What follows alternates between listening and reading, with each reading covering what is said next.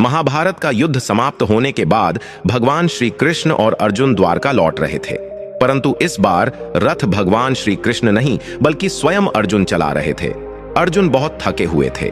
जैसे ही वे द्वारका पहुंचे, सीधे अतिथि भवन गए और गहरी निद्रा में सो गए। उस समय संध्या हो चुकी थी। रसोई में स्वादिष्ट भोजन परोसा जा चुका था।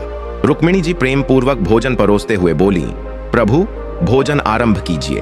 भगवान श्री कृष्ण मुस्कुराए और बोले, रुक्मिणी, हमारे घर में अतिथि आए हुए हैं। हम अतिथि के बिना अन्न का एक कण भी ग्रहण नहीं कर सकते। रुक्मिणी जी ने विनम्रता से कहा, आप भोजन आरंभ कीजिए प्रभु, मैं अर्जुन को बुला लाती हूँ।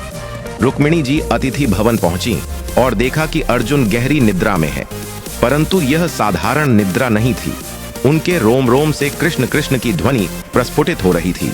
ऐसा प्रतीत हो रहा था मानो उनके शरीर की प्रत्येक कोशिका भगवान का नाम जप रही हो। रुक्मिणी जी उन्हें जगाना भूल गईं। उनकी आंखें नम हो गईं। वह उसी स्थान पर खड़ी होकर मंद मंद स्वर में ताली बजाने लगीं, जैसे कोई हरिकथा में प्रेम से भीगी भक्तिन हो।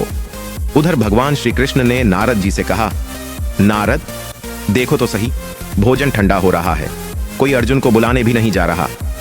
नारद जी तुरंत अपनी वीणा लेकर अतिथि भवन पहुंचे। उन्होंने जो दृश्य देखा वे स्तब्ध रह गए। अर्जुन का रोम रोम कीर्तन कर रहा था। रुक्मिणी जी तालियां बजा रही थीं। नारद जी को दिव्य प्रेम का साक्षात अनुभव हुआ। वे भी अर्जुन को जगाना भूल गए और वहीं बैठकर अपनी वीणा पर मधुर गोविंद गोविंद का कीर्तन करने लगे। उधर सत्यभामा जी ने प्रभु से कहा, प्रभु भोग ठंडा हो रहा है, आप तो भोजन प्रारंभ कीजिए। भगवान बोले, हम अतिथि के बिना अन्न ग्रहण नहीं करते, अब तुम ही जाकर देखो क्या हो रहा है।